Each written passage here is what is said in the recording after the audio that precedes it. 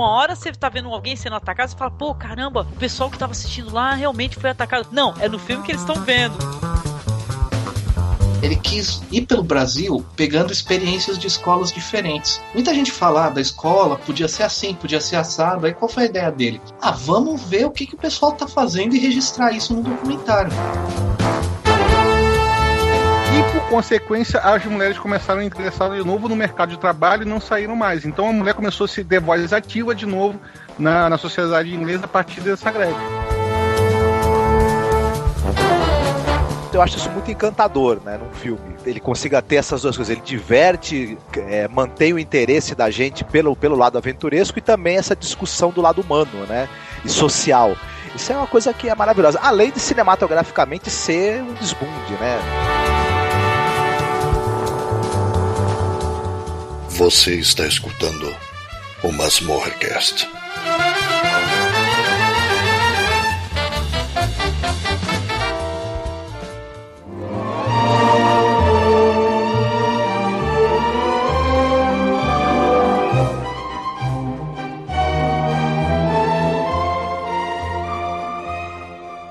Olá você! Esse é mais um MasmorraCast, meu nome é Angélica e hoje eu estou aqui com o Marcos Noriega. Tudo bem, Marcos? Tudo certo. E hoje nós estamos aqui aproveitando a data de Dia das Crianças e tal, uma data nostálgica, né, que evoca a nostalgia, para poder falar sobre um programa de televisão que a gente tem muito afeto, né, Marcos? Exatamente, a gente vai falar sobre o maravilhoso Teatro dos Contos de Fada. Sim, não sei a sua idade, você que está acompanhando aqui o nosso programa, mas eu tô aqui na faixa do 40 e tantos, você também, né, Marcos? Exatamente, quem está na faixa de idade da gente, mais de 30 anos, né, possivelmente teve a oportunidade de assistir na TV Cultura essa série, né? Ela passou os 26 episódios na TV Cultura com uma dublagem muito boa, muito bem feita e marcou, eu acho que a juventude, a infância talvez de muita gente. Pra mim foi inesquecível, tanto é que eu já aviso as pessoas que hoje não vou ter objetividade nenhuma, eu vou falar assim só rasgando elogios, porque eu tenho uma ligação emocional com essa série muito grande.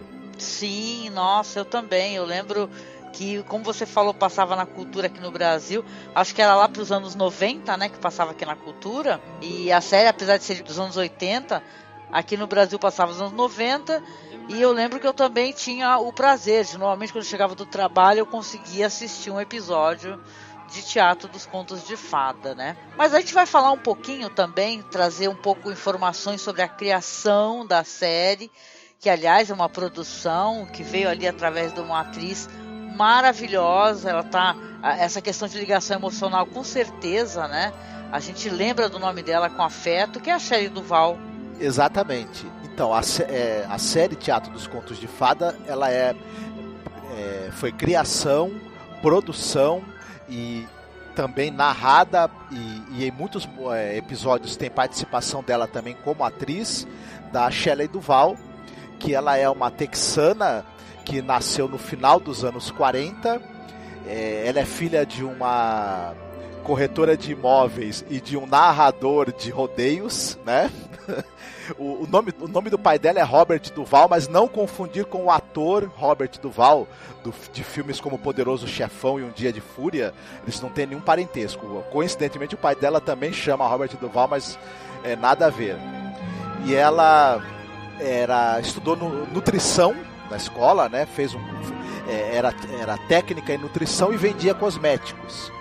Nada a ver com a carreira de atriz, nunca tinha pensado em ser atriz, mas ela tinha um relacionamento com um cara que era artista e esse cara, ele tinha ligação com os meios ali artísticos e tudo mais, conhecia muitos atores, muitos artistas plásticos, conhecia diretores de cinema, e numa festa em que o casal foi, estava o diretor de cinema Robert Altman.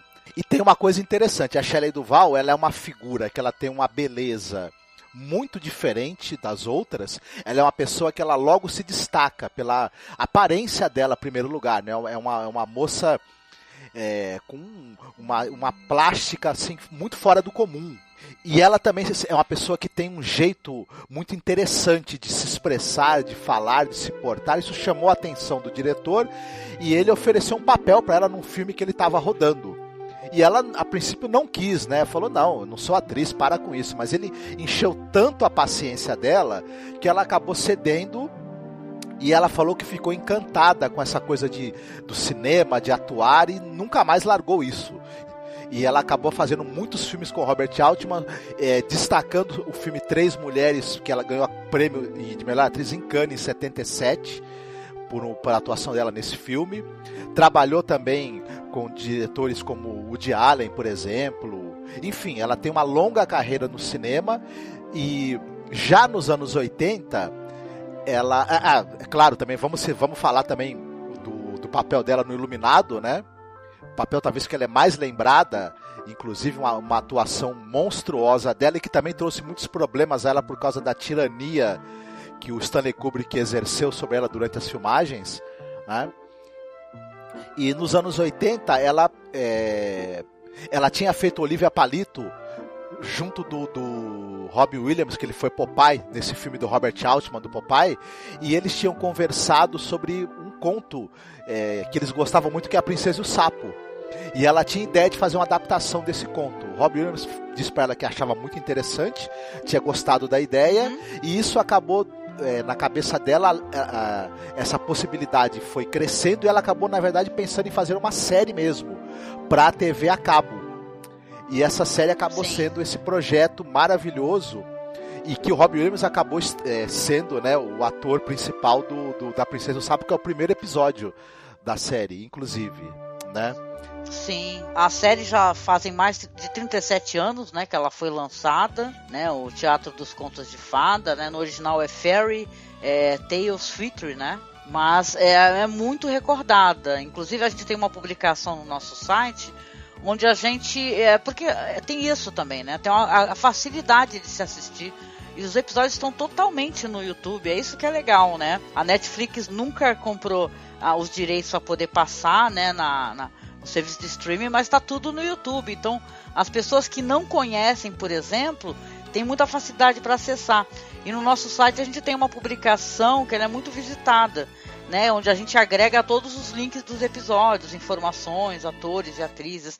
E uma coisa que é muito importante da gente falar dessa série, que é uma das séries importantes mesmo, assim, dentro do meio artístico, até porque ela agrega, né, muitos nomes interessantes, né?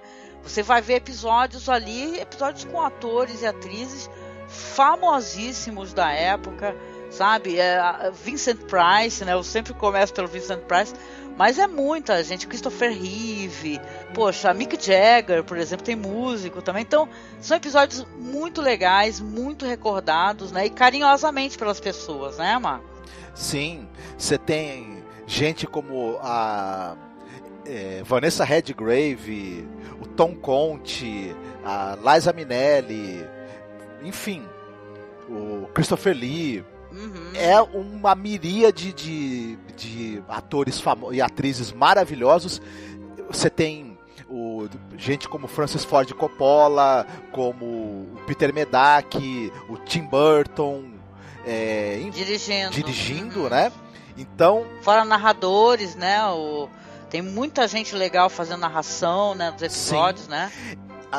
Esse projeto que ela teve uma inspiração nos anos 50 e final dos anos 50 e início dos anos 60, se eu não me engano. A Shirley Temple, ela tinha um projeto na TV que era o Shirley Temple Storybook, né, o livro de histórias da Shirley Temple, em que tinha um formato meio semelhante, em que ela apresentava as histórias e eles eram adaptações dos contos famosos de fadas, enfim, também com muitos atores famosos, e meio que inspirado nisso, a Shelley Duvall resolveu fazer uma versão mais moderna dessa série. E Além de ser feito mais de 20 anos depois da série da Shirley Temple, essa série tem algumas características específicas que ela se utiliza visualmente falando do trabalho de vários ilustradores, tanto americanos quanto europeus, que ilustraram edições clássicas desses contos de fadas, seja do Andersen, dos irmãos Grimm, e alguns pintores famosos também, como o Gustav Klimt. Então tem essa característica. E outra coisa que essa série tem de muito interessante é que ela tem várias leituras. Ela tinha um pouco de grotesco, de bizarro, de humor, um humor que inclusive ele tem uma leitura para os adultos e outra leitura para as crianças. Sim.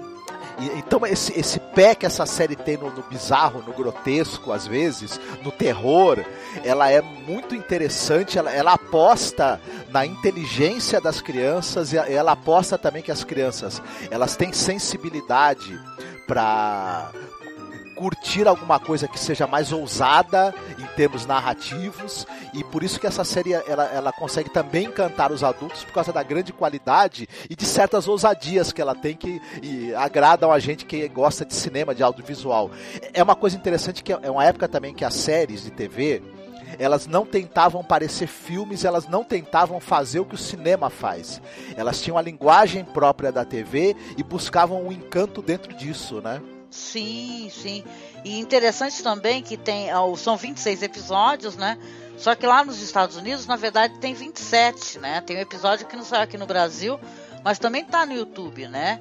Que é uma espécie de especial também, onde a Shelley Duvall, ela tá numa festa com todo o elenco da série, produção, todo mundo. E ela, ela cai, bate a cabeça e ela vai sofrer ali um julgamento, né? Por ela ter reimaginado as histórias dos Grimm, né, por exemplo, né, do Andersen, né, e tal. E é legal também, você falou nisso, a série realmente ela faz uma reimaginação, né, uma recriação, né, tem muitos diálogos modernos, né, a nossa dublagem ela é maravilhosa, né, e tal. Eu tava até dando uma olhada nos episódios com áudio original, mas a nossa dublagem ela é muito boa, sabe, de dubladores clássicos assim mesmo, né, da dublagem brasileira, e é engraçadíssimo, tem uns episódios que são hilários, né, que é onde a dublagem faz assim a transição, né, perfeita, né, pro humor brasileiro. E você tá falando da leitura, da questão da linguagem infantil e da leitura adulta, todos os episódios, ou quase todos, eles têm uma coisa ambígua que é muito curiosa, né. Por exemplo, né, só dando um exemplo, o episódio, né, que é o primeiro episódio, que tem Robin Williams, tem a Terry Carr, né, o nome dela, se não me engano, que ela faz a princesinha. O sapo tem uma coisa de falar que quer dormir com a princesa. O episódio tem umas piadinhas, né? Ele quer dormir com a princesa. Opa, mas ela fala, como assim? Não, pera, não dormir assim, né? Então é interessante isso daí, né? E até as paródias, né? Aliás, tem o cara do Monty Python, né? Fazendo a direção do primeiro episódio, né? Acho que direção e roteiro, se não me engano, né? Isso, o Eric Idle, ele é o roteirista e diretor do primeiro episódio, e ele também aparece depois no Flautista de Hamelin como ator. E você estava citando essa coisa da ambiguidade. No episódio da Rapunzel, que é com a própria Shelley Duvall e o Jeff Bridges, tem uma hora que ela fala assim para o Jeff Bridges, que é o príncipe, né? Mas você vai ter que me explicar o que é um homem, porque eu não sei o que é um homem, eu nunca vi direito. Aí o Jeff Bridges, o personagem dele, que é o príncipe, fala pra ela, deixa eu subir aí que eu te mostro. Então é um negócio que pra gente que é adulto falava epa, né? É verdade, não, nossa, nesse episódio então é hilário, né? Porque aí ela combina com ele, né? Fica tudo ali bem claro até, fala assim, ó, vamos fazer assim, mas você não vem de dia, porque de dia minha mãe pode aparecer aqui, mas você vem de noite, né? Aí depois do desfecho do episódio ela tem o quê? Um casal, né, de gêmeos, né? Então é interessante que realmente a série não tem ela não é muito pudica, né? Então eu acho que ela é um retrato da época dela. Eu tava vendo ali o próprio diálogo aí que você falou da Rapunzel, da mãe, que é a bruxa, na verdade, né? Que sequestra, né? A menina, que leva a menina embora. Gina Rowlands, né? Que se eu não me engano, que faz a mãe. É a Gina Rowlands, isso, linda, tá maravilhosa. E ela fica falando que não pode confiar nos homens e tal, que homem isso, homem aquilo. Então é muito interessante, né?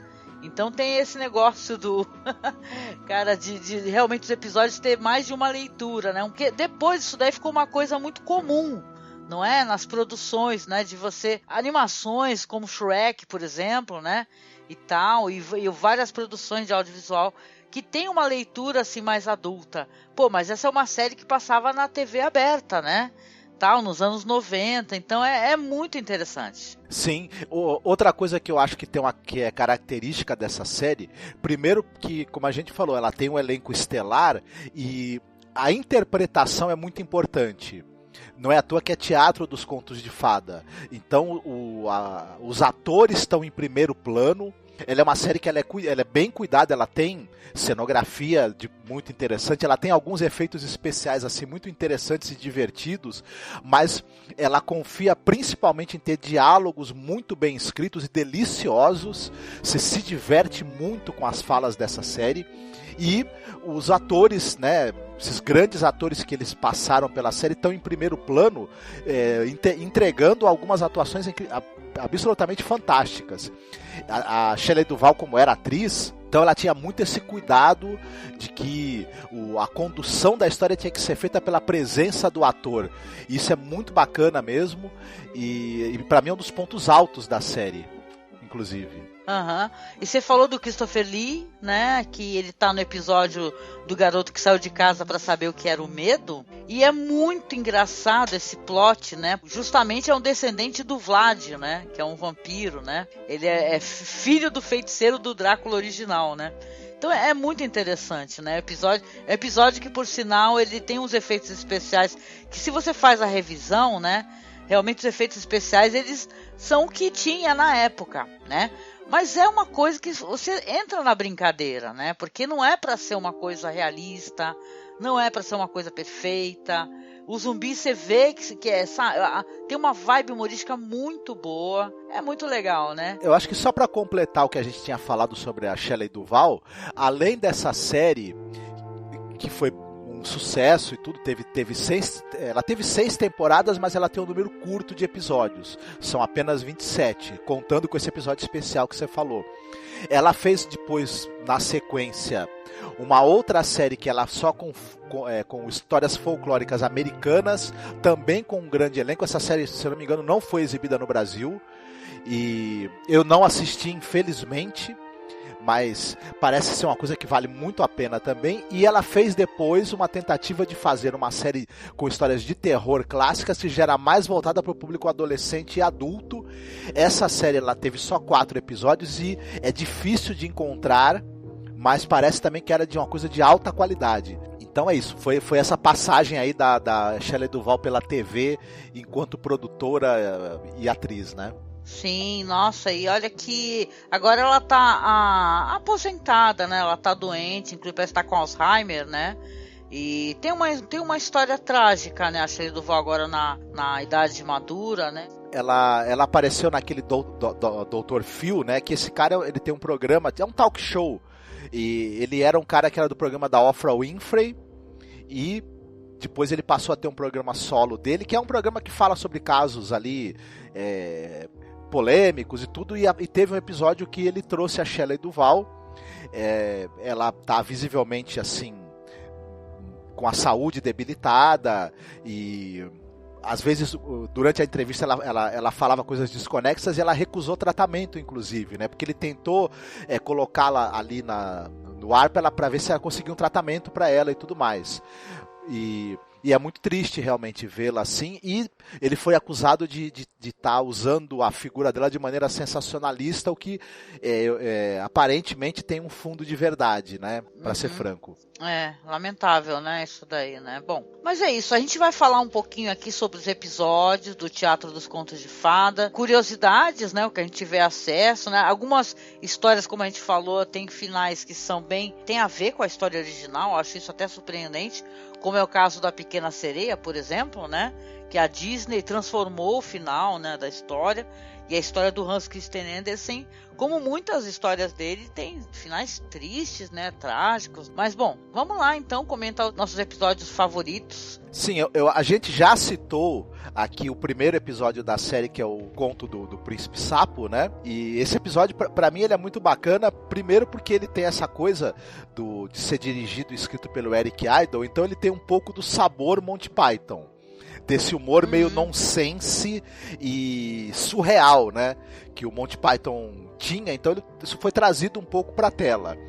Tem uma atuação absolutamente incrível do Robin Williams, ele tá com aquela roupa apertada e aquela máscara de sapo, mas é um episódio hilário, delicioso de se assistir, assim.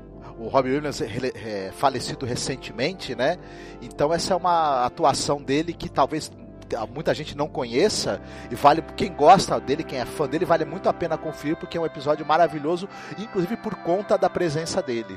Sim, a Terry Garr também tá maravilhosa, né? Pra quem não recorda, é daquele maravilhoso filme de comédia que é o Jovem Frankenstein, né? Que é um filme engraçadíssimo e tal. Ela faz aquela personagem hilária lá, né? Que é a ajudante, né? Do professor, né? Então é um episódio realmente muito legal. Acho que pra mim ele já dá o tom do que a série quer mostrar, né? Que é esse humor e tal, né? Não é uma série que ela se apega muito ao drama, ela acaba mostrando coisas engraçadas dentro das histórias, né? É uma coisa meio camp, né? De certa maneira, né? Somente esse primeiro episódio, eu acho que ele tem uma coisa assim de querer ser engraçado mesmo, né? Por exemplo, a princesa, que é uma princesa mimada e tal, mas ela fica falando algumas coisas que são coisas assim, tipo, esse príncipe aí, ele só quer saber de pegar dragão, né? Aí depois o próprio personagem do Robin Williams, que é o sapo, fica falando que o irmão dele não gosta de princesa, né? E gosta mesmo de ficar com os caras pegando o dragão, né? Então já fica... é interessante isso daí, né? E tal, que o episódio coloca, né? E os servos também, né? Eles ficam... Tem um que é o cara lá que tá tocando a música lá, que fica falando sobre que a beleza ela um dia acaba e tal, que a beleza da rosa, né? É muito divertido, esse episódio é engraçado, viu? Eu gosto bastante também. Sim, e você, qual episódio você destacaria? Olha, aí depois desse vai ter o do Rumpelstiltskin, né, que tem a própria Shelley Duvall, que vai fazer a moça que o pai fala, né, pro rei que ela tem a habilidade de fiar ouro, né, a partir de palha, né? Também tem uma vibe de humor, né, que é hilário, né? Depois desse, porque essa primeira temporada, ela só tem o quê? 2 episódios, na verdade, né?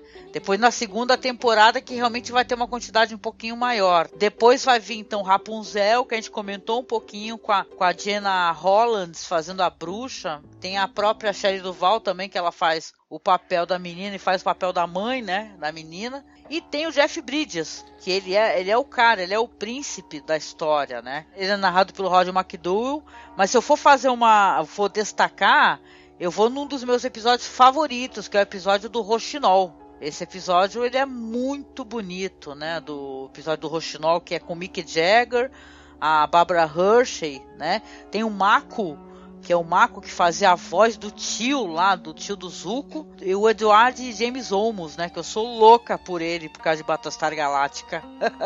Esse episódio que ele tem um mega combo, assim, de coisas que eu curto, né, é muito bonito, né, até essa questão da morte, né, que o episódio ele discute.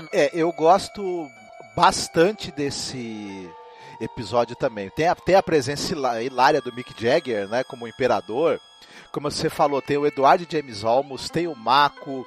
É um episódio que ele é muito divertido. Para mim, ele é um dos que tem uma beleza plástica mais interessante. Essa recriação fantasiosa da China Imperial é bem curiosa, é bem interessante. Eu tenho muito medo na hora que aparece o Anjo da Morte, né? Que é aquele ator Bob Porter que faz. Eu sempre me assustei com aquilo. Ao mesmo tempo, eu me fascinava por essa coisa do Anjo da Morte estar lá buscando o Imperador, mas quando o Rochinol canta, ele fica com saudade do jardim onde ele mora. Eu achei aquilo muito bonito, assim. E é uma delícia ver esses atores aí que a gente conhece de outros, né, filmes tão interessantes. A Barbara Hershey, que é do Hannah e Suas Irmãs, né, o Edward James Olmos, que você falou, que é do Battlestar Galactica e do Blade Runner. Enfim, um episódio realmente que é uma delícia. Também ficou muito marcado pra mim. Sim, é um dos meus episódios favoritos mesmo da série, que me emociona muito, né? Ele tem o Mechatronic, né? Aquele Rochinol, ele é quem faz a voz, por sinal, é a própria Shelley Duvall, né? Eu acho ele de uma beleza, é aquele negócio da morte, que aquilo é aterrador, né? E o isolamento dele, porque o Imperador, ele é um cara cercado por pessoas que tentam entretê-lo, né? E tem até aqueles banquetes que até são engraçados, né? Tipo fazão recheado de peru, recheado, né? Que fica o cara falando tudo que tem e recheado com ovinho de codorna. Ele vai comer aquele ovinho de codorna, né? Então é muito interessante, né? Eu acho que ele é meio para mostrar isso, isolamento também do poder, né? Porque no final ele tá sozinho, né? E eu gosto de tudo que ele discute, né? Porque o Rochinol que encontra é a personagem da Barbara Hershey, né? Que ela encontra na floresta o Rochinol, e aí ele acaba sabendo através de outras pessoas, né? Porque ele não anda pelo reino dele, o Imperador, e depois ele acaba sendo substituído por uma máquina, né? Um mecanismo de dar corda, né? Uma espécie de caixinha de música. Então é tão interessante, né? Porque aí você vê que todo mundo aprende a música da caixinha de música, a música que o passarinho canta na caixinha, porque o Rochinol ficou magoado, né? Que o Imperador falou, o Imperador e o chefe dos músicos falou que ele não era perfeito, né? Que ele era imprevisível. Sim. Né? E a vida é imprevisível, né, gente? Então, aquela vida dele cheia de previsibilidade, né? E a própria solidão depois da morte, né? Você imagina ele morrendo sozinho porque ninguém era digno de ficar próximo a ele, Sim. né? Então interessante. Tem duas curiosidades também nesse episódio, que o Rochinol mecânico, quem traz é aquele mestre da música, né? E esse mestre da música é um personagem afetadíssimo, né? Ele tá todo maquiado, é o rapaz, o Harold, daquele filme Ensina-me a Viver, é o Bud Cord. E o médico da Imperial que aparece também é aquele personagem que é o sábio cego da série Kung Fu. Então é uma coisa interessante, assim, a presença desses atores ali. Até você não tem dificuldade para reconhecer. O menino, o Bud Cord, eu só fui reconhecer depois, né, lendo no IMDb mesmo, né? Que ele tá muito diferente. Mas isso que você falou realmente é um episódio que você me marcou muito também. Para mim, eu acho bem bacana isso. E essa coisa do verdadeiro valor das coisas, né? A moral desse episódio é essa, né? O real valor que as coisas têm. Às vezes uma máquina feita de ouro não tem o mesmo valor do que uma amizade, né? Verdadeira que você cultiva com alguém. Você pode ter o mundo inteiro aos seus pés, mas se você não tiver um amigo de verdade, a vida não vale, né? Nada. Exatamente, verdade, né? E você, qual episódio que você também gostaria de destacar? Na sequência teve o Bela Adormecida, que tem o Christopher Reeve, saudoso Christopher Reeve, e a Bernadette Peters, se eu não me engano. Depois vem o Jack e o Pé de Feijão e tudo, mas o episódio a seguir que eu gosto bastante é o Chapeuzinho Vermelho, que é um episódio que tem o Malcolm McDowell fazendo um lobo mau que é pra você se acabar, né, com uma maquiagem assim, muito, muito curiosa, muito interessante. Esse episódio é escrito pelo Mark Curtis, que é um cara que ele escreveu vários episódios da série. Ele era um parceiro da Shelley Duvall e esse cara era muito bom de diálogos. Então, os episódios que tem a mão dele, todos têm diálogos assim maravilhosos. E ele é muito bom nos diálogos, ele definir um personagem. Como é que é o jeito dessa figura. E o lobo é um cara extremamente malandro, né? Pilantra da pior espécie, assim, e a maneira como os diálogos, né, a fala mansa o lobo é uma coisa muito interessante como ele é feito nesse episódio, que ele é aquele cara muito simpático, muito envolvente, mas ele quer te matar e te comer, né? Então tem muito isso da interpretação do Malcolm McDowell, de como ele passa de alguém tranquilo, afável, encantador, assim, que tenta te envolver, para um assassino de um momento a outro, né? É um psicopata muito bem delineado que tem ali nessa história. E é uma história para crianças, né? É verdade. Esse episódio tem uma atriz que eu adoro essa Mary Steenburgen. Eu acho ela muito, muito legal, né? É uma coisa que a série também tem, né? Ela não tem a menor pretensão de colocar, a não ser um ou outro episódio, né, que tem criança. Porque normalmente é adulto mesmo representando, ela faz a Chapeuzinho Vermelho, né? E era daquele filme Time After Time, que a gente gosta tanto. Como é que sai o nome aqui no Brasil desse É filme? século em 43 minutos. E isso é muito divertido, o personagem dela nesse filme. O pessoal vai lembrar dela também, acho eu, do De Volta para o Futuro 3, né? Ela tá no filme também. Muito legal, muito legal, muito legal. Porque eu ficava contando a história aqui pro meu filho, né? Ficava fazendo a voz do lobo, né? Então, uma história muito legal. E do Teatro dos Contos de Fada, realmente, pra mim até foi surpreendente, né? Porque muita coisa, depois de adulto, mais velho, que a gente viu quem é esse ator. Nossa, é o Malcolm McDowell, sabe? Você fica, caraca, né? Porra, tão maquiado que você não consegue reconhecer. A picardia dele está ali, né? Por debaixo da maquiagem invisível, né? Por debaixo da maquiagem tá o personagem do Laranja Mecânica lá, né? Isso mesmo. Pois é. Eu queria mencionar, nem que fosse de passagem, porque depois desse episódio vai ter João e Maria, né? Que João e Maria tem a Joan Collins, né? Que é uma das Star System lá do cinema, né? Famosíssima. Fazendo a bruxa, né? Super maquiada. Tem Sim. fotos do processo dela de maquiagem, que foi muito pesado, né? E as crianças, eu tenho Rick Schroeder, né? Esse menino, ele é famoso porque ele é daquele filme O Campeão, né? Aquele drama O Campeão. Isso mesmo, a menina do campeão. Exatamente. E a menina, a irmãzinha, que é a Brigitte Anderson, ela é um desses casos, assim, de ator que morreu muito jovem, né? Então, até uma história meio trágica. Ela morreu com 20 e poucos anos, sabe? Interessante, João e Maria, né?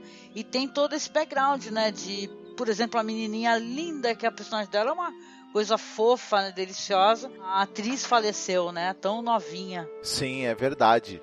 E esse é outro episódio que tem essa coisa um tanto quanto, né? Bizarra, porque a bruxa quer comer, né, as duas crianças, literalmente, né? E essa coisa do canibalismo tá ali meio que até escancarado no episódio, né? É um negócio muito interessante. É bem bacana mesmo, e a Joan Collins, ela tá matando a pau nessa ela faz aquela... Tanto a mãe das crianças que quer se livrar delas, né?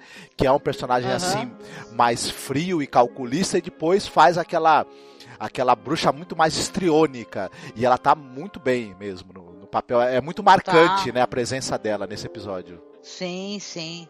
Realmente, né? Aí depois tem o Cachinhos Dourados e os Três Ursos, né? Engraçado essa história, até o próprio episódio, eu nunca dei muita bola, né? Pra essa história assim. Sempre achei meio bobinha, né? Nunca me importei muito, né? Com esse negócio da menina que vai comer a comidinha dos ursos, né? Mas foi legal fazer a revisão, né? E depois agora eu fiquei vendo também que tem o John Lithgow, né? Que faz um papel também. A Tatum O'Neal também faz um papel interessante, né? Eu gosto. Principalmente porque eu gosto muito da Tatum O'Neal. Acho ela uma atriz excepcional. Enfim, ela tem uma carreira aí também muito boa, muito, muito interessante. E tem uma participação, a pontinha da Carole King, que é uma cantora também que eu gosto bastante. Eu acho interessante você ficar caçando ali a hora que a Carole King aparece, que ela faz, se não me engano, a mãe dela. Então é um episódio bacana, assim, eu gosto bastante. Acho bem divertida a família dos Três Ursos também. Aquela maquiagem deles, ela é muito hilária, e a dinâmica, assim, entre os membros da família dos Três Ursos é bem bacana. Eu gosto desse episódio. Mas se eu fosse destacar, né, que eu fui mencionando pra gente não passar batido, né? Mas se eu fosse destacar um dos episódios que eu gosto, aí eu não sei se eu gosto porque tem a Liza Minnelli, o Tom Conte, ou o quê, né? Porque a Princesa Ervilha, pô, eu amo demais assistir esse episódio. E muito pra ver a Liza Minnelli, sabe? Que é muito legal, né? Ver essa figura maravilhosa, essa cantora, essa atriz incrível, né? Aparecendo assim numa série infantil, né? O Tom Conte também, ele é um cara importantíssimo também. É um cara também que é muito famoso, assim, enquanto ator, naquele filme que a gente gosta, que é o Merry Christmas, Mr. Lawrence, né, com o David Bowie, né, o Fúrio, né, aqui no Brasil. Isso, a dinâmica entre os dois, ela é excepcional nesse episódio, viu? É uma delícia ver os dois atuando. Então é um dos episódios que eu mais me divertia também, e eu ficava encantado com o personagem dos dois. Assim, eu gosto bastante desse episódio. E eu acho que ele tem um ritmo também leve de humor, ao mesmo tempo tem ali por debaixo essa coisa romântica também que vai acabar acontecendo, né? Tem alguma coisa meio que de megera domada, de certa maneira, né? Enfim, só que de uma maneira muito mais leve, né? Divertida, assim. Eu gosto demais desse episódio também, viu? Sim, esse daí é uns que eu sempre tô reassistindo no YouTube, esse episódio, a Princesa Ervilha. E você, querido? A gente precisa citar, no episódio seguinte é o Pinóquio, né? Que tem se a gente fosse destacar esse episódio, que tem a presença do Paul Reubens, né? Que é o famoso, famigerado do Piuí, né? Daquela famosíssima série também de humor para crianças, né? Então, e é um episódio interessante. Aí tem a Polegarzinha, que tem a presença da Carrie Fisher. Só para mencionar, a Polegarzinha tem a Carrie Fisher e tem o Burgess Meredith, né? A gente que é super fã do Burgess Meredith por causa de Twilight Zone, né? E tal, e é muito maneiro esse episódio, eu gosto muito também. Sim, é bem bacana esse episódio. Eu adoro lá o personagem ali dos dois sapos, não é isso? Lagartos, né? Tem topeira, tem sapo, né? O Burgess Meredith, que eu lembro, ele faz o Senhor Topeira. Isso, exatamente. E eu gosto muito, eu acho a maquiagem desses personagens muito interessante, muito bacana. Inclusive eu gosto desse episódio também, da maneira como ele foi também tratado, o visual dele, os efeitos, a maquiagem me agrada bastante. Mas se eu fosse destacar um que eu tenho paixão, é o Branca de Neve e os Sete Anões, né? Que esse daí, pra mim, é um dos melhores, assim, da série, né? Cara, esse episódio realmente é uma coisa maravilhosa, né? O episódio é um combo, né, de gente foda trabalhando. Tem a Elizabeth McGovern, que quem vai lembrar dela, gosta de Downton Abbey, ela faz a mãe lá do Downton Abbey, sabe? Essa série aí que é mó insensada, né? Mas caraca, quem tá maravilhosa na série... Tem o Vincent Price, né? Fazendo espelho, mas é a Vanessa Redgrave, né? Puta que pariu, né? Ela tá uma coisa do outro mundo, né? Fazendo a rainha malvada e vaidosa, né? Nossa. Ela rouba o episódio, a gente fica torcendo por ela. Ela tá simplesmente maravilhosa, porque a Elizabeth McGovern, ela é uma gracinha, né? Ela é uma coisa muito fofa, mas não dá pra comparar a presença e a atuação da Vanessa Redgrave, né? Ela é uma força da natureza. Tem o Vincent Price delicioso como espelho, que não aguenta... Espelho sarrudo, né? Com aquele jeito de falar maravilhoso. Ele não aguenta mais, né? A vaidade e os chiliques da rainha, né? Ele não suporta mais ela. Mas tem que obedecê-la, afinal ele pertence a ela, né? Ele tá torcendo o tempo todo pela Branca de Neve. E é muito. Os anões são divertidíssimos. Essa frase é uma suposição estúpida, Buba, né? Quem já assistiu o episódio vai lembrar na hora dos dois anões que ficam brigando o tempo todo. E é bem bacana, viu? O dirigido pelo Peter Medak, que é o cara que ele dirigiu um filme que eu gosto muito, que é o A Troca, né? Aquele filme com o George C. Scott, que é um filme de casa assombrada, muito bacana. Isso. Né? Sim. Que é um filme de casa assombrada muito, muito bacana, assim. As pessoas têm que recordar esse filme, gente, que ele é muito bom. Filmaço de terror mesmo. É um dos episódios que eu mais gosto. Eu adoro esse episódio mesmo, não me canso de reassistir. Não, é muito legal, né? Depois desse, pra mim vem um outro que é lindo, maravilhoso, que é um dos que eu gosto muito de reassistir, que é a Bela e a Fera, né? Poxa, a Bela, a filha, né, é a Susan Sarandon, né?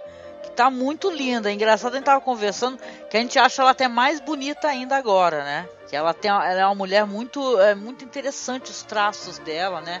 Os grandes olhos. E tem o Klaus Kinski, que caramba, eu sou apaixonada pelo Klaus Kinski. Ele faz tanto o Príncipe depois como a Fera, né? E tem a Angélica Houston, que também faz uma das irmãs, né? E a gente estava conversando, é uma coisa muito bonita de você ver. O episódio homenageia o filme do Jean Cocteau, né? A Bela e a Fera, desde o visual, né? Do Klaus Kinski, né? Aquela roupa, né? O próprio figurino também, da Susan Sarandon, da personagem dela. Parte artística e tal, do cenário, né? Muito bonito. Esse episódio foi filmado num casarão meio gótico. Foi usado uma locação que existe de verdade. E tem esse clima, né? Muito gótico, muito interessante. E ele evoca o visual do filme do Jean Cocteau, que é a versão definitiva que você vai ter pro cinema da Bela e a Fera. É um filme, quem não assistiu ainda, ele é um filme extremamente mágico, é um filme extremamente evocativo da sua imaginação. Sim. E esse episódio da Bela e a Fera, dirigido pelo Roger Vadim, ele tem muito disso. Ele faz referência direta pro trabalho do Cocteau, e ele tem umas outras características, assim. Tem uma coisa interessante, que a Bela, ela é mais alta do que a Fera. Uhum. E o episódio deixa muito claro o quanto tem a prevalência da personalidade da Bela, da inteligência dela, e sobre a Fera e sobre todo mundo ali. Ela é a figura dominante que é o motor dessa história, e que ela vai salvar todo mundo. Até visualmente, a maneira como a câmera coloca ela sempre em primeiro plano é uma leitura disso e tudo. É uma coisa muito, muito interessante essa coisa do protagonismo feminino absoluto que tem nesse episódio. É bem bacana. Tem uma coisa meio bizarra, porque o Klaus Kinski, ele já era um homem bem maduro, né? E quando ele aparece sem maquiagem, ele tá longe de ser um padrão de beleza, né? Pra tudo. Olha, eu acho o Klaus Kinski lindo. Sempre achei. Que ele é diferente, sim, né? Ele é diferentão. E essa coisa assim que ele é enxergar a beleza de um outro jeito, tipo, outras coisas que você tem que vão te tornar bonito, né? Eu acho meio sem graça, pra você ver como é, né? Que interessante. O desenho da Disney, que é um desenho tão bonito, né? Que é maravilhoso, mas quando ele vira humano, ele pra mim não tem graça. Né? Ele, pra mim, a aparência dele, ele era mais interessante, tão interessante como Fera. Tem uma participação também da Angélica Houston nesse episódio, né? Maravilhosa como sempre. Sim. Que pena que é uma pequena participação, porque essa mulher, ela sei lá, ela é tudo de bom, assim, né? A postura dela, né? Ela rouba a cena. A Angélica Houston realmente é maravilhosa. E eu acho que, pra gente, você imagina, isso é uma coisa feita para crianças, né? E evoca um clássico do cinema europeu, um clássico do cinema europeu de arte. Então, né, é apostar muito mesmo na inteligência e na sensibilidade do público infantil que está assistindo. Isso é maravilhoso. E, de repente, né, você dá a chance das pessoas depois procurarem essas referências. É bem bacana mesmo. Sim, até porque o filme é de 46... tá? Um filme preto e branco de 46, muito lindo, muito mágico. Ele é tudo que a fantasia, né, precisa ser. Muito do que foi utilizado no filme se utilizou em outros filmes de fantasia, como Labirinto, por exemplo, e tal, o negócio das mãos, né? Então realmente é interessantíssimo, é um lindo filme para quem não viu. Esse A Bela e a Fera, do Jean Cocteau. Sim, com certeza. Bom, depois desse episódio vai ter um episódio que eu gosto tanto, porque eu gosto de terror, e tem o Christopher Lee, tem o Frank Zappa, gente. Tem que mencionar, tem que falar desse episódio. Esse episódio é o menino que saiu de casa para saber o que era o medo. Um episódio que tem ali o Christopher Lee, Frank Zappa, David Warner, é a narração do Vincent Price, né, no original, e estrelando tá o Peter McNichol, né, que faz o menino, na verdade. Cara, é muito interessante, eu gosto demais desse episódio. E o Frank Zappa, ele tá sem falar absolutamente nada, ele tá roubando cena no episódio, do casco bico com ele, sabe, muito, ele tá muito engraçado, como um corcunda, né, ajudante, assim, tá hilário. Pois é, a linguagem corporal do Frank Zappa nesse episódio, ela é simplesmente maravilhosa, né? E esse episódio ele é dirigido pelo Graeme Clifford. Ele dirigiu aquele filme Francis, que é um drama famoso, mas ele é um cara que tinha um olho pro terror também, porque ele foi o editor do Rock Horror Picture Show e do Inverno de Sangue em Veneza. Trabalhou na edição desses dois filmes. E esse episódio tem muito essa coisa de trabalhar um clima medonho, de terror, ao mesmo tempo com humor, É um terrir esse episódio, um delicioso terrir. E eu também é um dos meus preferidos. Eu acho toda essa coisa do cara que não consegue sentir medo. E ele vai se meter justamente num castelo lá assombrado que pertence a um dos descendentes do Vlad Tepes. É hilário esse negócio, mas muito hilário. Escolheram o ator certo, né? Porque o Peter McNichol, ele tem essa carinha de bom moço, um jeito meio assim, sem graça, mas que funciona perfeitamente para esse papel também. Eu gosto bastante desse episódio. Esse episódio tem uma coisa pra mim, que ele é muito interessante de você ver o que aparece pra quem gosta de terror. Por exemplo, tem um momento que aparece o pêndulo caindo, tipo do Poço e o Pêndulo, né? Ele fica atravessando a sala, que o rapaz ele tem que ficar no castelo por 3 noites, que o castelo tá amaldiçoado, né? E vai ser assombrado por vários tipos de entidades, e vai ter ghoul, por exemplo, né? Aqueles seres assim que são zumbis, canibais. Então é muito legal, vai ter fogo-fato, muito maneiro. Tem é claro, uns efeitos especiais que ficaram datados, mas eles são muito divertidos, né? Eu gosto pra caramba. Esse daí é um dos episódios que eu mais gosto. A maquiagem, o clima desses momentos de terror me lembra um pouco aquele filme russo Vi, por exemplo. O Vi, sim, ótimo filme russo. Exatamente, é muito maneiro. Eu só não tenho, deixa eu ver aqui a data que ele foi ao ar. Ele foi em setembro, 17 de setembro, no original, né? De 84, porque tá com cara até de episódio de Halloween, né? Eu até pensei assim, será que esse episódio tinha saído no Halloween? Que eles têm isso, né?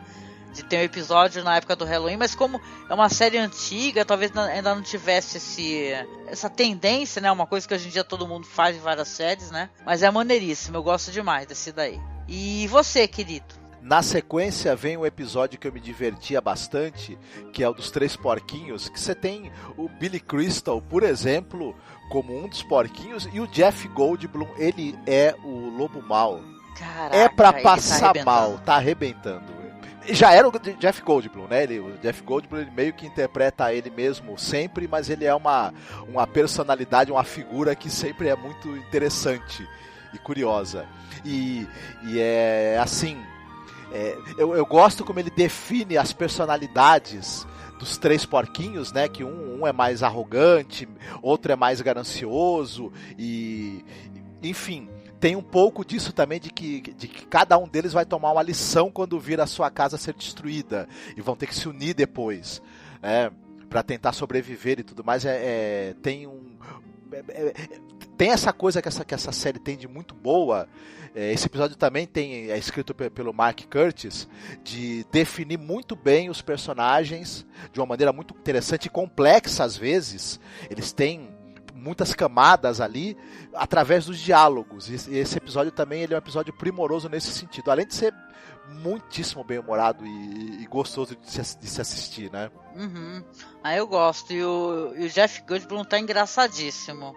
É uma tiração de sarro, né? Aquele negócio dele ficar super bravo, falando sozinho, batendo na árvore.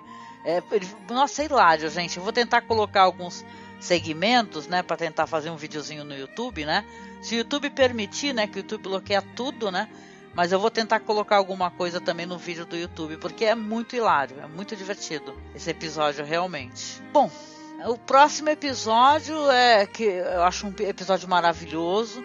É o Rainha da Neve, né? Que é baseado num conto do Hans Christian Andersen, né? Sim.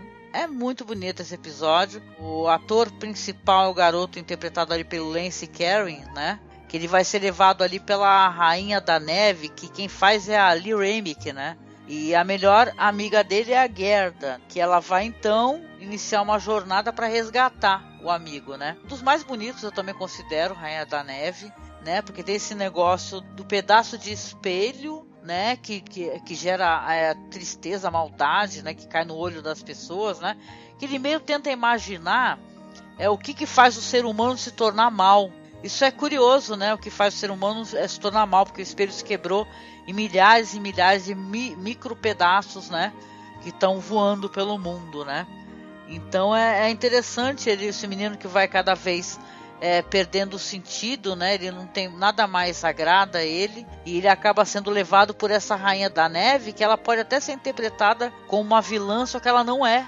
Ela é alguém que, muito pelo contrário, vai fazer com que ele consiga retomar, né, o sentido, né, da vida, né? Tem uma coisa muito para mim, né, que gosto muito de fantasia, eu gosto muito de história sem fim, e eu lembro que tem um segmento no livro, para quem conhece, né, que o menino vai parar na cabana de uma mulher chamada... olha, eu posso estar falando o nome errado. É Dama Uaola, algo do gênero. Tudo, a cabana, a alimentação, ela mesma, ela tenta fazer você se sentir melhor, entendeu? É uma questão de bem-estar, de carinho, de afeto, é uma coisa maternal, né? Então, essa amiga dele, na trajetória dela que ela vai fazer para ir atrás dele, ela vai encontrar uma personagem que lembra muito essa Dama Uaola aí do História Sem Fim, né? Porque ela é de um local aprazível, onde sempre tem flores, primavera, carinho, né? Afeto, e é alguém que está tentando te tirar do teu caminho também, né? Interessante. Tem a Lee Remick fazendo a Rainha da Neve, né? E ela e você mesmo falou, ela é esse personagem enigmático, né? Que a gente só vai entender no final as verdadeiras intenções dela. Gosto muito desse episódio também. Tem a Melissa Gilbert, que é a Gerda, e o pessoal vai lembrar dela que ela era a Laura dos Pioneiros, essa outra série que passou na TV, que era uma série de uma família ali na época da colonização do Oeste, enfim. Era uma série bem, como é que eu vou dizer, conservadora, né, assim, com aqueles valores muito cristãos, tradicionais, enfim, mas era difícil você não simpatizar com essa família. E principalmente com o personagem da Melissa Gilbert, que ela era uma menina muito graciosa, assim, enfim. Eu gosto muito desse episódio. As histórias do Hans Christian Andersen, elas são histórias em que elas apresentam para as crianças um lado às vezes mais sombrio e mais amargo da vida, sem perder a poesia. E esse episódio tem muito disso, né? Ele preserva muito dessa coisa que é muito característica dos contos dele, do Hans Christian Andersen. É um episódio maravilhoso mesmo, assim. Mais um episódio dirigido pelo Peter Medak. Ele dirigiu vários episódios da série e alguns dos melhores, né? Sim, nossa, muito legal. Tem a Lauren Hutton também, que é uma atriz, modelo incrível também, que ela também faz o papel da... A Dama do Verão, né? Uma coisa assim. Isso, essa mulher da cabana, exatamente, ela mesma. Ela é muito legal. E é uma modelo muito famosa também. Ela é uma modelo muito famosa dos anos 80 e tal, né? Mas é show de bola. Eu gosto demais desse episódio da Rainha da Neve. E você, querido? Eu vou destacar o episódio seguinte, que é o Flautista de Hamelin. É um dos meus preferidos também. Ele é dirigido pelo Nicolas Meyer, que o pessoal provavelmente vai lembrar. Ele dirigiu Um Século em 43 Minutos, que é o filme que a gente citou, né? Isso, exatamente. Dirigiu também A Ira de Khan, que é da cinesérie do Jornada nas Estrelas, é o mais famoso. É um diretor muito, muito bom, muito experiente. E tem o Eric Idle no papel principal. E o Eric Idle, ele tá sinistro, né? Ele é esse personagem enigmático do flautista, que vai chegar naquela cidade que está infestada por ratos, e ele consegue atrair os ratos com a música que ele toca. Só que ele cobra um preço, e se você não pagar esse preço, algo terrível pode acontecer. E vai acontecer, na verdade, né? É uma coisa interessante que esse episódio, ele é baseado no texto do poeta Robert Browning, que é escrito em versos.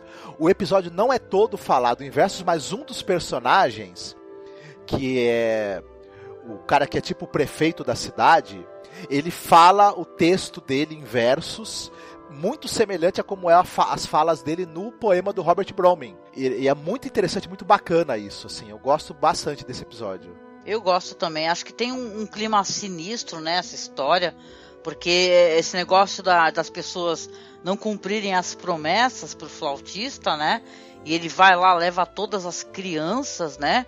E tem esse final meio tétrico, né? Porque... É um cara que tá contando a história para um filho, né? Que é inclusive interpretado pelo Eric Idle também, né? E a criança até está chorando, né? Então é meio depressivo, né? O episódio. Eu acho, assim, interessante e depressivo, né? E assustador, né? A única criança que não vai é a criança que ela tá mancando, né? E tal, e ela não consegue chegar a tempo, né? E fecha-se a porta lá depois que o flautista passa.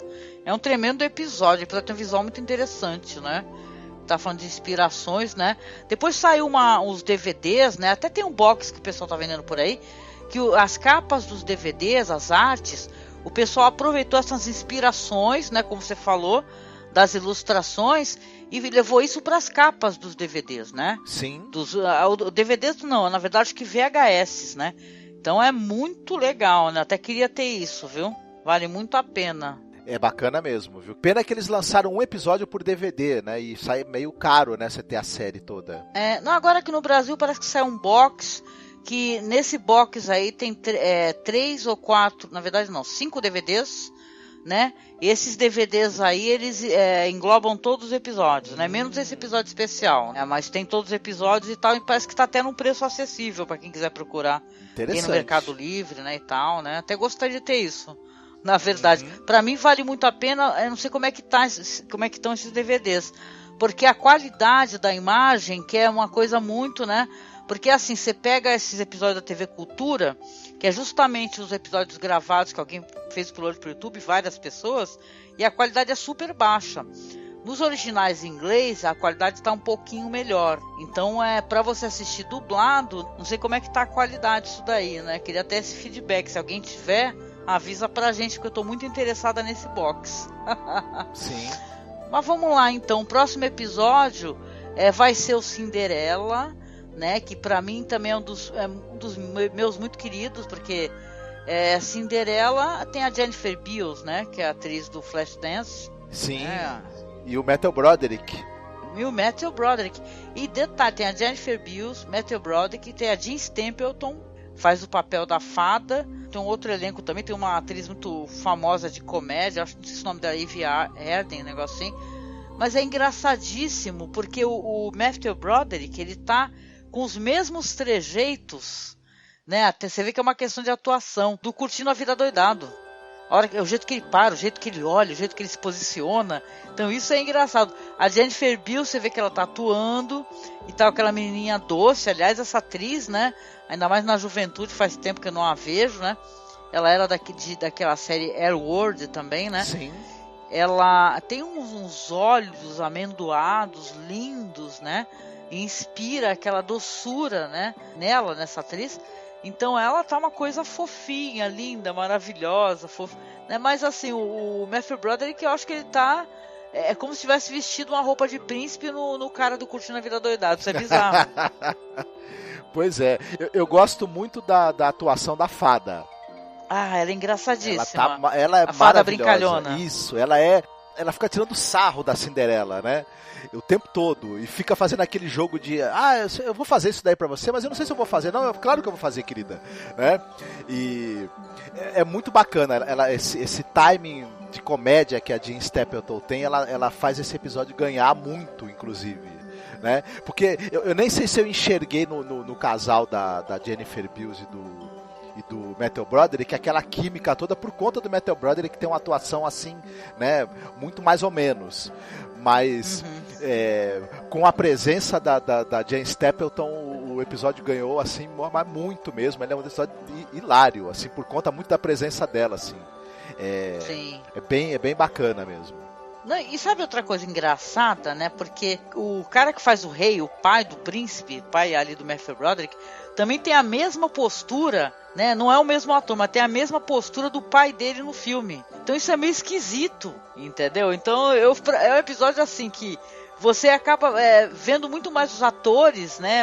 Os personagens que interpretaram, pelo menos o Matthew Broderick, né? A Jennifer Beals não, porque eu acho que no Flashdance ela é uma mina doce, mas eu não sei se ela é. Que aí ela é meio coitadinha, né? A história da gata borralheira, ela só se ferra, né? Sim, isso aí ela não dança nesse episódio, né? Não dança muito. Ela não dança muito, ela só dança valsa lá e tal. Mas é legal, sim, esse episódio eu gosto. O ator que faz o pai... que faz o rei Rupert, né? Esse, a gente lembra dele que ele era o padre Flanagan do Aperta os Cintos, o Piloto Sumiu, né? E olhar pra cara dele eu já começo a me lembrar dos absurdos lá e começo a querer dar risada, né? Caramba, e é engraçado, hein? Poxa vida, né? Eu realmente não tinha pegado isso daí, né? Mas, e aí, você? O episódio seguinte também é um dos que eu mais gosto. Apesar dele ser muito criticado, eu gosto Ele é o Gato de Botas. Primeiro que ele é escrito pelo Julius Pfeiffer, que é aquele famoso cartunista americano, que é também um cara que eu simplesmente adoro, tanto os textos quanto os desenhos dele. E tem o Gregory Hines, né? E tudo mais. O cara que é o Ben Vereen, que faz o Gato de Botas, ele tá absolutamente hilário, sabe? Tá. Ele tem essa coisa de ter esse jeito maroto, esperto dele, ao mesmo tempo quando ele faz os trejeitos do gato, eu acho muito bacana. E também tem a presença do Brock Peters, que é o ator que ele fez o personagem daquele rapaz negro do filme O Sol é para Todos, né? Que ele tá sendo acusado de assassinato, enfim. E ele faz o ogro. O momento desse episódio em que tem o embate entre o Gato de Botas e o ogro, e os diálogos absolutamente bizarros que você tem durante esse encontro deles, né? Quando o Gato de Botas vai lá tentar vencer o ogro, e vencer na esperteza, já que pela força seria impossível. O ogro, ele é totalmente neurótico, né? Ele odeia todo mundo, ele devora animais e pessoas porque ele tem raiva o tempo todo, né? De tudo. E isso é muito engraçado e muito interessante, esse mau humor eterno desse personagem. Poxa, tem uma atriz que eu gosto muito, que é a Alfre Woodard, né, que faz a princesa. É uma atriz americana muito famosa, né, de séries, de filmes. Aliás, uma coisa que a gente não tá falando aqui, eu acho que isso é muito importante, na verdade, nesse episódio, que é um elenco de predominância negra, né, no episódio, né. Tanto tem o Gregory Hines, que é um ator, que é dançarino. Você falou do Ben Vereen, que também é dançarino, conhecido muito pelos musicais da Broadway. Então é muita gente. Você vê uma história com representatividade negra, né? Então isso é muito importante, né? O Gato de Botas. Não sei o que o pessoal critica, né? Que você falou, mas eu acho o episódio maravilhoso, porque o Brock Peters, né? Fazendo o gênio, cara, ele é um dos que eu tinha até medo, saca? Esse personagem dele dava um medo, né? O ogro, né, malvado, você sabe que no final vai dar tudo certo, né, mas ele, aquele gato, né, o Ben Vereen tá arrebentando, né, interpretando até momentos que ele fica fingindo que é um gato, o gato se arrasta nas nossas pernas, né, o Gregory Hines tá fazendo um personagem marrento, chato com uma porra, né, e fica o tempo todo falando assim, esse é o plano, quando ele fala alguma coisa, você é o dono desse reino, pô, esse reino é maravilhoso, esse é o plano, ele fica respondendo isso. E a personagem dela, da Alfre Woodard, ela fica falando, você gosta de sorvete? Eu gosto. Aí ele responde, eu gosto. Aí eu já cola com outra pergunta, eu gosto de ficar no palácio sem fazer nada, e você? Eu gosto. Então fica tendo isso, é muito engraçado, né? Eu acho que tem um tom de humor muito legal esse episódio. Ela é a tia Josefine, né, da série nova aí das Desventuras em Série da Netflix. Isso, exatamente. Ela faz a tia Josefine. Aliás, adorei também que no filme, né, a tia Josefine é uma mulher branca e a série nova colocou a mulher negra. Também gostei disso. Eu gosto dessas alterações. Ela é a Ruby Jean também do True Blood, né? Que você vai lembrar dela da série e tudo mais. Ela é uma excepcional atriz. Enfim, é muito bacana também vê-la nesse episódio, né? Ela faz uma princesa também meio marrenta, né? Nesse episódio. Nossa, isso, marrenta, mas também isso é interessante, tem vários episódios, né? As princesas são questionadoras, né?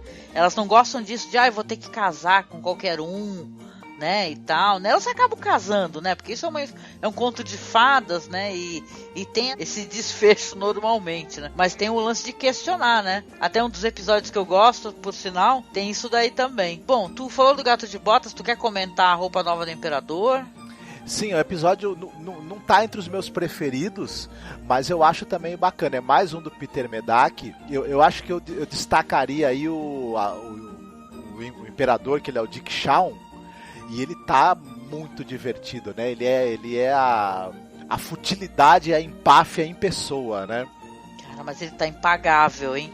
Aquele negócio dele ficar desfilando e fazendo aqueles trejeitos, né? Aquilo é uma tiração de sarro, que é uma zoeira muito grande, é muito divertido o episódio. Sim. Claro que é um episódio que tem uma lição de moral ali, né? Tem aliás, a narração do Timothy Dalton no original, né? Em inglês. E, cara, tem esse negócio do cara que não se preocupa com o povo, só se preocupa com a aparência, tá meio numa vibe de falar daquele rei lá, o francês lá, que até tem essa série maravilhosa aí que eu tava assistindo, o cara que também louco por roupa, né, por aparência, né, um rei francês, não lembro qual que é agora.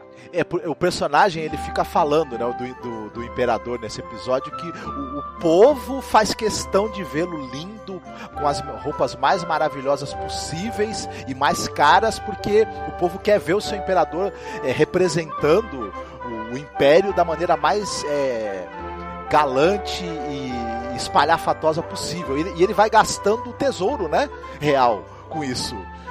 Dizendo que é o povo que quer, né? Então é muito interessante esse personagem mesmo, um personagem odioso até certo ponto, mas ele vai ter o que ele merece, né? Ele é odioso e ele tem uma redenção, né? Porque ele vai ser enganado por esses vigaristas aí, que é a história, para quem não conhece, acho que todo mundo conhece. Os vigaristas são interpretados pelo Alan Arkin e o Art Carney, né? Que eles falam que são os melhores tecelãos, né, do mundo, né, que tem um tecido incrível, né, só que esse tecido, só se você for inteligente, um ser humano singular, você consegue enxergá-lo, e ninguém quer assumir, né, que não conhece, que não é inteligente, né, então é bem pegadinha do malandro mesmo, né. Sim. É interessante, no final ele tem uma redenção, ele depois de ser desmascarado, né, afinal é uma fábula, né? Depois dele ser desmascarado, ele resolve dar atenção pro povo. Aí aparece ele no final, engraçadíssimo, porque esse eu revi recentemente. Ele fica falando assim: olha, não se esqueçam do almoço que vai ter na praça pros mais necessitados, hein? Aí todo mundo, aê! Aí ele fala assim: só que tem uma coisa, vão tomar banho. Ele manda tomar banho, fala: esquece de tomar banho, entendeu? É engraçado, gente, é muito engraçado esse daí, né? E é divertido, eu gosto desse daí, da roupa nova do imperador, e muito por causa desse ator, o Dick Shawn, que ele tá maravilhoso no papel. Oh yes. Na sequência tem um episódio que ele é notável, primeiro por ser dirigido pelo Tim Burton, né? Que é o Aladdin, a Lâmpada Maravilhosa. Se a gente prestar atenção no visual, na maneira como foi imaginada essa Arábia, né, fantasiosa, a Disney tinha que pagar um X pro Tim Burton, porque eles copiaram assim muito do visual desse episódio quando fizeram a animação deles, do Aladdin. Com certeza. Uhum. A gente pode destacar também, porque a gente tem aí o Leonard Nimoy, que ele faz o mágico lá malvado que tenta enganar o Aladdin e deixar ele preso ali, e tem o James Earl Jones, que quem não sabe faz a voz do Darth Vader, né, na famosa trilogia Star Wars, e ele é o gênio da lâmpada numa atuação assim que é para você se acabar de dar risada. A gente tem também nesse episódio, né, uma coisa que depois atores que fazem os personagens que seriam árabes, atores brancos, né, infelizmente tem essa característica, né, a ficha ainda não tinha caído, né? Não, mas isso daí depois do Mick Jagger de bigode chinês, tu já... Suspensão de descrença fica no auge. Se tem o Mick Jagger fazendo um chinês, pode ter o Robert Carradine e a Valerie Bertinelli fazendo dois árabes, né? Bom, enfim. Mas um episódio assim que ele tem um pouco desse clima mágico dos filmes do Tim Burton. Mágico com um toque assim de bizarrice e de grotesco, né? E a figura é interessante, o visual do gênio, ele se aproxima muito do visual mesmo dos djinns, desses seres ali da cultura árabe, tudo que são seres a princípio malignos, inclusive, né? Sim. E ele é engraçado que ele também, semelhante à fada que a gente viu na Cinderela, ele tem essa coisa de ser meio brincalhão, né? Ele faz as coisas do Aladdin, mas tirando sempre um sarro dele e sempre lembrando ao amo que na verdade ele não é o Fruxy-Shady, né? Tudo é bem bacana esse episódio. Sim, é legal mesmo, eu gosto também. O próximo episódio é um dos meus favoritos, aí entraria no top 10 com certeza, que é a Princesa que Nunca Sorria. Esse episódio tem a Ellen Barkin, né, que, caramba, é uma atriz que fazia tanto sucesso aí nos filmes dos anos 80, acho que 90 também, né, que era uma atriz de comédia também, ela fazia comédias. E eu gosto muito do episódio, tem o Howie Mandel. Então, Howie Mandel, ele era responsável por aquele desenho maravilhoso, Fantástico Mundo de Bob, né? Que eu adorava, passava também no SBT. Eu sempre acompanhava. Super jovem nessa fase, nos anos 80, né? Tem a Sofia Coppola, tá acreditada ali como Domino Coppola. É um crédito meio, né? Não sei porquê. Esse é narrado pelo William Daniels. E é uma história, para quem assistiu, né, da princesa, que ela fica questionando isso daí. O pai não, é de um cara sisudo, sério. Ele quer que todo o reinado dele sejam de pessoas sérias também, de pessoas austeras. E ela fica o tempo todo, inclusive, sendo tratada como Hank, em vez de Harriet, né? Então ela acaba se revoltando, né? E tem esse personagem Howie Mandel, que ele é um bobão, assim, né? Um cara bem-humorado, quer dar risada, fica dando risada com a irmãzinha. O irmão dele acha que ele é um idiota, que ele nunca vai ser nada porque ele é um palhaço. Eu gosto muito disso daí, desse negócio de terminar assim com o pessoal revendo, né?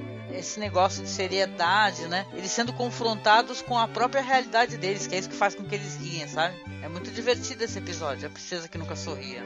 São os ricos, enfadados, chatos, e que aprendem com um cara que aparentemente é um loser, né? Um sujeito que não tem nada na vida, mas tem alegria, bom humor e prazer na vida. E aprendem a se desprender um pouco da sua pose real, da sua empáfia, para poderem se divertir um pouco e achar o que tem a graça na vida, né? Uhum. Ele acaba mostrando para eles que eles têm tudo, né? Tem dinheiro, tem poder, e ao povo não é dado nem o direito de ser feliz, dar risada, brincar, né? Porque o cara é austero, né? E prefere a austeridade no reino dele. Então, isso é legal, eles acabam sendo confrontados, né? Ele quer impor aos outros, né? Esse jeito dele todo travado de ser, né? E como você mesmo falou, o povo já não tem bens materiais. Se ele não puder pelo menos se divertir, dar risada, né? Sim.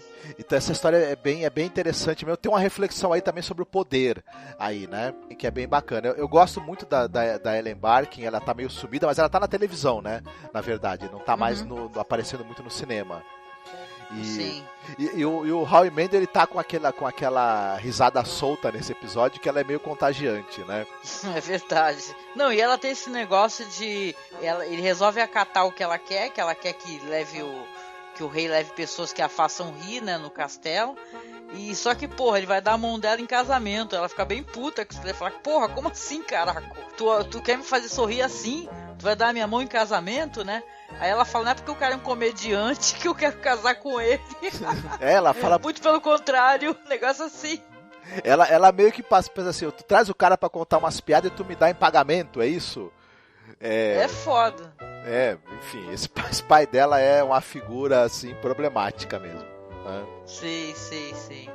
Bom, agora a gente vai falar um pouquinho do Dorminhoco, que esse Dorminhoco, ele é dirigido pelo Francis Ford Coppola, né? Esse daí tem o Harry Dean Stanton. E caramba, é um episódio legal, é interessante, né? Não é um dos meus favoritos. Você gosta desse Dorminhoco? Eu gosto desse episódio, principalmente por conta da presença do Harry Dean Stanton, que ele realmente tá incrível nesse episódio.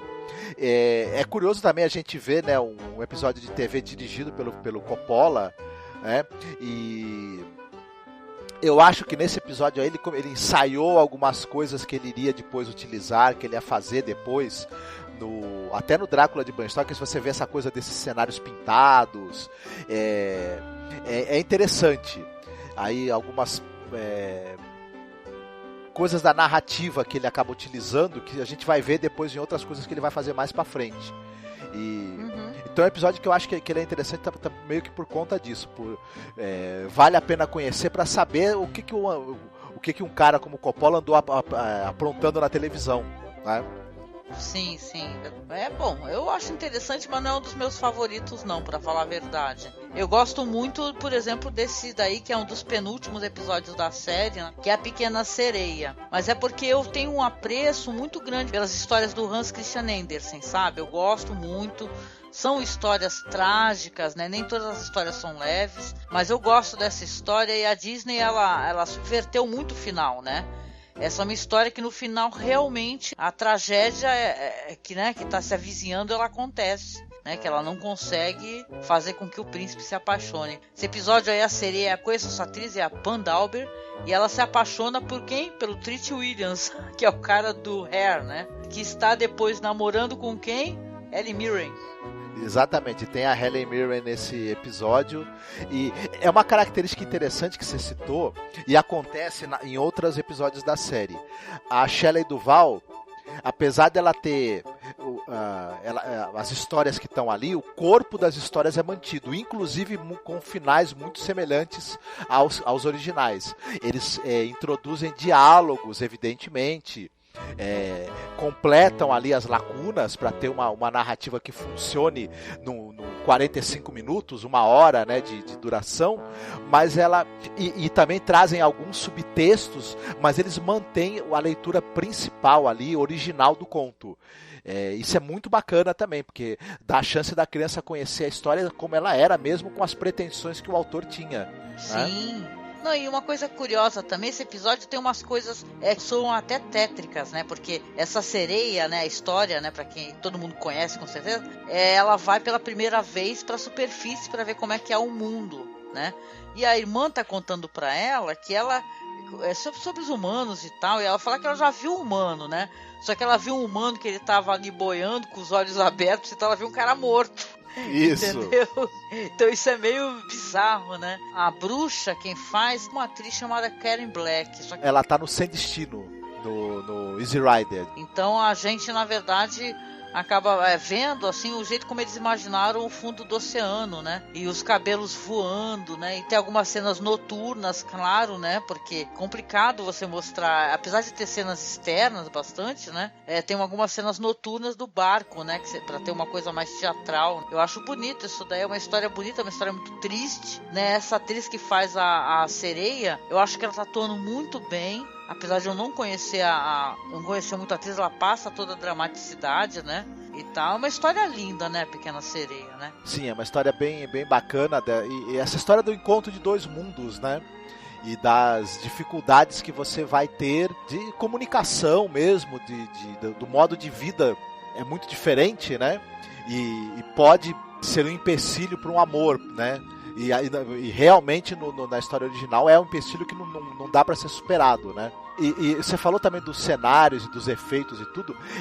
Essa série tem uma coisa, esses efeitos que eles são meio datados, mas me agrada um negócio que eu acho que esses efeitos eles funcionam para atiçar a sua imaginação. Eles levam você a imaginar as coisas em vez de te dar aquilo totalmente pronto e de uma maneira completamente realista e crível, 100%.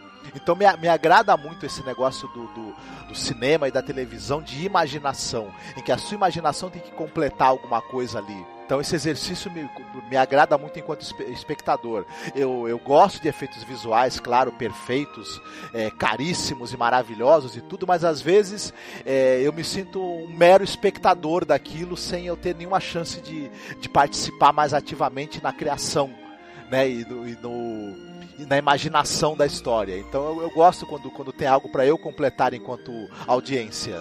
Sim, também gosto nessa história, que é uma coisa muito bonita, assim, na minha opinião, que a personagem da Helen Mirren, né, é fácil você olhar para ela como antagonista, né, porque você tá torcendo pela sereia, né, que ela consiga, né. Eu acho que o personagem até meio escroto é o do cara, do príncipe, porque ele dá um beijo na menina da sereia. Então você acaba torcendo, claro, para que a sereia consiga, né, então é fácil a gente hostilizar essa personagem da Helen Mirren, só que ela gosta muito, ela trata com gentileza. No final ela vai virar a espuma do mar, mas ela também vai ser uma espécie de entidade protetora dos dois, né? Então isso é muito bonito, né? É um final que, claro, né? Não era o destino dela, talvez ficar com ele, mas ela não é uma vítima dessa situação, né? E sim, ela, sei lá, abraçou as consequências, né, da decisão dela, né? Sim. É bonito, muito bonito. Sim, sim. Tem essa coisa do agridoce que o Hans Christian Andersen coloca nas suas histórias. Então tá presente aí essa característica dos contos dele, que eles têm esse lado meio triste, meio amargo da vida e das consequências das escolhas das pessoas, né? Mas o babaca nessa história é o Andrew mesmo, é o Príncipe Andrew, eu acho. Com certeza, eu também acho, né? O Anderson realmente é um dos meus favoritos, é o que eu tinha os livros para ler, livros ilustrados, que eu guardava com muito afeto, sabe, muito carinho. Então eu gosto muito mesmo do Hans Christian Andersen. Pois é, agora a gente vai só comentar rapidinho aqui o último episódio, que é um episódio que termina super good vibes, né? Depois a série não continuou mais, que é a história das princesas dançarinas, né? Que eu gosto muito desse episódio também. Que tem o Peter Weller no episódio, o cara do Robocop, gente, né? Fazendo um soldado bonitão com a faixa verde na cabeça, né? Uma história interessante, né? Ela tem uma questão também de se analisar, que é o rei que ele é super protetor, não deixa as filhas saírem pra nada e fica o tempo todo subindo uns caras pela janela. É hilário isso daí, né? Não sei se tu lembra, as pessoas estão conversando, tem um cara aparecendo na janela, sim. É derrubado pela escada, cai no chão. Os caras querem cortejar as moças, né? Mas o pai não quer deixar de jeito nenhum. E tudo isso é uma situação muito hilária. E essa história Good Vibes, a gente torce, né, para que as 6 filhas do cara consigam ser felizes, consigam casar, enfim. Essa história também teve várias revisões aí, teve filme sobre ela e tudo mais, né? É uma famosa história que você mesmo falou, Good Vibes, assim, né? Meio romântica e que as coisas vão se resolver bem, né? Elas vão acabar conseguindo, né? Casar, ser felizes e tudo mais, sair debaixo da asa desse pai super protetor, né? Tal, depois de muitas confusões. Sim, tem aquela atriz do Poltergeist, aquela baixinha lá, que é também do filme Os Olhos da Cidade São Meus, que eu adoro essa atriz. Tu lembra o nome dela? Não tô lembrando aqui. Não lembro. Também não, tem que olhar. Mas ela faz aquela vidente no Poltergeist. Gente, adoro essa atriz. E é claro, no episódio, como eu falei, tem essa questão toda do pai que fica tentando segurar as filhas, cada uma tem uma personalidade. Acho isso muito curioso também, que é muito bem definida, né, dentro do episódio. Uma é mais romântica, outra é mais artística, outra, a mais velha, a mais sábia, né, que é a Janeta. E tem uns nomes hilários, é a Dineta, Coreta, Loreta, Museta, Vaneta. Puta que pariu. Os nomes tudo poeta no final, né? Mas tá cheio de gente que faz isso, né, com o nome dos filhos. É verdade, é verdade. Não é difícil de encontrar, não, quem faça isso com os filhos. É muito legal também ter esse negócio de questionar, né, se ela quer casar ou não com o cara no final, né, e tal. E claro, vai casar, né, mas, cara, é um episódio interessante, divertido, né. Esse negócio delas ficarem tentando imaginar os homens que elas querem pra vida delas. Uma quer marinheiro, a outra quer, sei lá, um barbudo ou bigodudo, não lembro, né, e tal, mas todos têm uma questão de quer ajudar os pobres, quer defender pessoas, né, e tal. É aquele negócio da idealização, né, e tal. A gente tá falando de fábulas, né, mas é um belo episódio, né, um episódio de encerramento muito bonito, eu acho. Ele é muito gostoso de se assistir, e outro episódio do Peter Medak, né, e dirigido por ele, tal, ele tem um ritmo muito bom também. Ele sabe dosar bem essa coisa do humor, do romance, das dificuldades e tudo mais, dessa coisa do sonho, enfim. Ele consegue dar um tom para essa história que ela funciona muito bem, né? E tudo, e ela acaba nesse episódio ela não parece tola demais. Essa coisa de ter um destaque para você ter uma leitura da personalidade diferente de cada filha e desse tipo de persona, de cada uma das personas e do que cada pessoa acaba desejando e querendo para sua vida, guiada pela sua personalidade diferente. E quem é que vai acabar? Você tem essas personalidades aí, e quem vai servir para elas, né? Que outras personalidades vão se encaixar bem ali para funcionar para essas moças e tudo. Então todas essas perguntas aí que ficam na nossa cabeça ao longo do episódio são interessantes, assim. Mantém o nosso interesse, né? É verdade, não, e tem que mencionar que tem um ator maravilhoso que é o Roy Dotrice, que faz se eu não me engano, ele faz o personagem do sapateiro. É isso mesmo, ele faz o sapateiro. Ele rouba a cena também, cara. Ele trabalhou no Amadeus, né, um ator que trabalhou no Amadeus, e ele faz um sapateiro sarrudo, engraçadíssimo, né? Então, episódio super good vibes. Eu acho que é um bom encerramento, assim, pra série, né? Que pena que nem o pessoal comenta, né? As outras séries da série do Val, elas não fizeram tanto sucesso, né, e tal. Tiveram poucos episódios, porque tem uma série adulta que ela fazia também, interpretando, contando essas histórias de terror, sabe? Carmila, aquela história lá que até foi interpretada pela Disney, lá do Cavaleiro Sem Cabeça, né? Também tem uma versão. Então tem coisas que inclusive tá no YouTube para quem quiser procurar, só não tem legenda, né? É difícil de arrumar essas coisas com legenda. As séries que você mencionou, elas também estão no YouTube para as pessoas procurarem, e o especial também tá lá, né? Se vocês quiserem, eu deixo tudo linkado na publicação. Linko essa publicação que eu fiz dos episódios para ficar mais fácil de assistir. Mas vale muito a pena, né, gente? Recordar, a gente que é adulto, uma coisa que trazia pra gente um sentimento tão gostoso assistindo esses episódios pra televisão, né? É uma coisa muito legal de lembrar no dia de hoje, né? Sim, com certeza. Eu fiquei contente de conversar sobre essa série, que me trouxe uma sensação de nostalgia muito boa. Sim, gente, é muito gostoso poder recordar. Eu recomendo para você apresentar para seus filhos, caso vocês tenham filhos, né? E tal, essas séries tão, tão legais assim, né?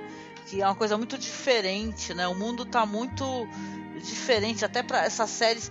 Perdeu-se um pouco esse negócio de você fazer esse visual assim, que é uma coisa visivelmente farsesca, né? Isso é muito legal, porque você preenche as lacunas com a tua imaginação, né? Então é muito interessante, eu gostava muito disso. As séries hoje buscam uma linguagem cinematográfica, né? Se aproximarem assim da narrativa do cinema. Mas era bacana quando você tinha a televisão com características mesmo de televisão. Né? E como as pessoas faziam para superar os limites que isso tinha. Com certeza, né? Pois é, mas a gente vai ficando por aqui, né? Foi muito gostoso poder conversar sobre o Teatro dos Contos de Fada. Queria perguntar para ti, Marcos, aqui no finalzinho, né? Se você gostaria de sugerir um filme dentro dessa temática, né? De contos de fada, assim, para o pessoal poder apreciar. Alguma coisa, talvez, que não seja muito conhecida, né? Para ficar um link aqui a mais. Então, um filme que eu gostaria de recomendar, eu acho até que a gente já falou desse filme em alguma outra oportunidade, que ele é um filme de 2006, dirigido pelo Tarsem Singh. O título original é The Fall. Infelizmente, no Brasil, ele recebeu o pavoroso título de Dublê de Anjo. Ele não é um filme que fala especificamente de um conto de fada do Hans Christian Andersen, dos irmãos Grimm, mas ele tem uma temática que tem muito de fábula e de conto de fadas, que é a história basicamente que você tem um sujeito que ele é um dublê, né? E ele sofreu um acidente, ele está se recuperando num hospital, ele faz amizade com a garota, com a menina, e ele começa a contar histórias heróicas para ela, fantasiosas, e a menina vai imaginando na cabecinha dela essas aventuras ali fantásticas, com heróis míticos, em universos incríveis, em reinos fabulosos, e tudo isso a gente acaba assistindo ao longo do filme, né? A representação dessas aventuras na cabeça da menina, com um visual que é acachapante do ponto de vista da direção de arte e também do ponto de vista da imaginação e da fantasia. É muito bacana, assim, muito bem pensado e tem uma criação de universo ali incrível de cair o queixo. Além de eu achar também que a história também que evoca essa coisa da imaginação e da cura mesmo emocional através disso é bem bacana também. Vale muito a pena assistir. É um filme que talvez tenha passado batido por conta, inclusive, desse título horrível que ele recebeu no Brasil, mas é um filme que vale muito a pena ser visto. Ah, sim. Nossa, é lindíssimo esse filme, gente. Merece, inclusive, a revisão, viu? Ele é lindo demais. O Tarsem Singh, ele é um cara que ele tem uma estética, né? Figurino, tudo nos filmes que é maravilhoso, assim, né? Depois ele caiu meio numa, sei lá, né? Uns roteiros meio paupérrimos, assim, mas realmente esse filme é um dos melhores. Do Tarsem Singh, com certeza. Eu, da minha parte, eu vou recomendar aqui um filme que eu tenho um apreço absurdo, né? Um filme que, não sei se é fácil de arrumar, né? Mas eu já assisti, eu tinha ele gravado da HBO, eu lembro que eu tinha gravado ele num DVD da HBO, que é o Jovem Andersen, né? Um filme de 2005 que saiu na época do centenário do Hans Christian Andersen, que é um filme que vai contar a infância, a juventude do Hans Christian Andersen. Faz histórias trágicas, e ele mesmo, a própria história dele é uma história de tragédia, de loucura, né? Também de ascensão, né? Então é muito bonito, é um filme que eu lembro que eu chorei muito, né? E conta a história, inclusive, da amizade que ele tinha com o menino, né? E como isso transformou a vida dele. E até mesmo o que ele sofreu, né? Porque ele estava no internato, né? Que ele tinha ali uma família que era mecenas, né? Então é uma história lindíssima, né? Trágica. E você vai ver no decorrer do filme algumas histórias do Hans Christian Andersen, né? Ele falando sobre essas histórias, você vai reconhecer, né? Então é muito bonito, o ator é maravilhoso. E é um filme que você termina assim muito emocionado mesmo, né? Tenho muito afeto por ele. Vou ver se eu deixo o link pro trailer para vocês poderem assistir, né? E é isso, gente. A gente agradece aqui você estar acompanhando a gente num podcast que a gente pouco faz, né? Falar sobre espécie de material assim voltado para o público infantil ou infanto-juvenil, mas na verdade está na história das nossas vidas, está na história da vida de muita gente, né? O Teatro do Conto de Fada foi demais, cara. Foi muito bom mesmo poder falar sobre isso, recordar, relembrar, reassistir. E eu quero agradecer, Marcos. Obrigada por você ter me acompanhado aqui nessa viagem nostálgica. Você quer deixar algum recado aqui no final? Não deixem de visitar os mundos de fantasia e imaginação que vocês visitavam na infância. Procurem aí na idade adulta, mesmo com a pressa e com a correria do dia a dia, achar um tempinho para revisitar esses locais maravilhosos que vocês visitavam na infância. Maravilhoso, faço das suas palavras minhas palavras também. Tenho sempre que resgatar esse sentimento de inocência, de alegria, né? Trazer essa nostalgia que faz bem, né? Numa época que a gente está tão preocupado com tantas questões, a gente já é adulto, com tantas responsabilidades. É tão bom a gente poder recordar, né?